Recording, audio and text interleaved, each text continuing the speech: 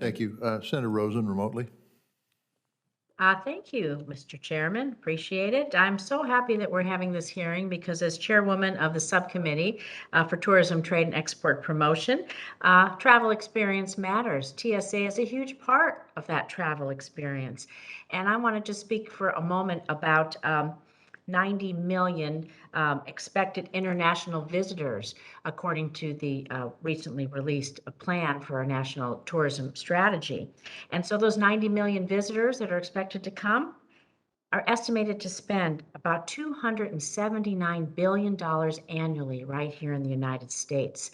And so I have a bill with Ranking Member Wicker, the Omnibus Travel and Tourism Act. We affectionately call it the Tour Bus, that talks about the One-Stop Security Pilot Program. We know Senator Klobuchar mentioned it earlier, but it does include a provision that would allow passengers and baggage arriving from certain foreign airports, one that we certify, to bypass the second round of screening if the point of last departure airport has screening, like I said, commensurate with that in the U.S. We hope to see this bill pass soon for obvious reasons. Nearly $300 billion annually is quite a boost to our economy. So, Mr. Administrator, could you expand a little bit about how the establishment of the One-Stop Security Pilot Program really can help support your TSA mission, can help improve the travel experience, and just expedite everything, make our airports more efficient while maintaining safety and security?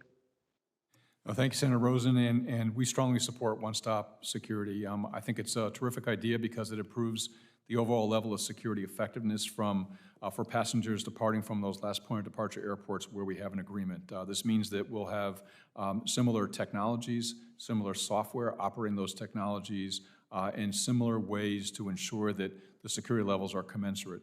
To your point, it provides a significant efficiency benefit in the system where passengers don't need to get rescreened here in the United States. And one of the things is we look at airports around this country, and if we assume, and I think it's a very valid assumption, that once we fully recover from the pandemic, we'll see 4.5% or so year-over-year growth in passenger volume. That's basically the same rate we saw before the pandemic. We can't continue to increase our staff at that level because we have limitations in physical infrastructure. And I think this is a way for us to better manage the increase in growth, which is a good thing. I mean, seeing the aviation industry continue to grow and seeing more travel and tourism in this country is certainly a very positive impact on our economy, as you mentioned. Well, wonderful. Well, that leads me right into building what Senator Wicker was speaking about, our airport workforce shortage. And TSA recently named the Las Vegas Harry Reid International Airport as its Airport of the Year for large airports. I'm really proud of this designation and the wonderful work that TSA and LAS are doing, from relaunching the Innovation Checkpoint, making Las Vegas the only checkpoint in the country featuring the latest upgrades you've been speaking about in aviation security technologies. We're going to improve security, passenger screening, carrying out trials on integrated UVC light sanitation systems. But we thrive at Harry Reid Airport because of our workers, and so essential that our workforce have the resources that they need to develop these technologies to keep Americans safe. It's why I'm a co-sponsor for the Rights for TSA Workforce Act. This would grant TSA workers the same rights and protections that are granted to most federal employees. So again, Mr. Administrator, could you talk about what resources the TSA workforce may need from Congress to be sure that they are safe and protected as well?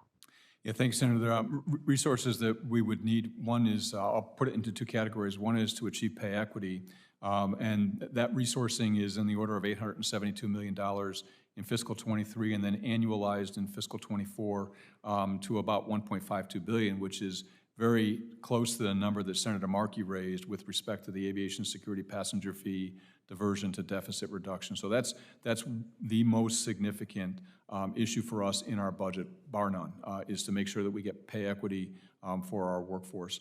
The second is to allow us to do full collective bargaining, which I strongly support, but we are not resourced to do that. And that's in the order of about $120 million. I think that will improve the overall workplace environment within TSA. I think it will improve retention and would really strongly ask the Congress to support that additional funding for full collective bargaining for TSA. With respect to other aviation workers, I would just highlight as well, in addition to some of the workers that have been mentioned, are the gate agents that have done a tremendous job in this pandemic recovery, and the flight attendants who have dealt with a lot of unruly passenger behavior over the last year. And I just want to make sure that I mentioned their efforts as well. Thank you. Thank you for being here today. Mr. Chairman, I yield back.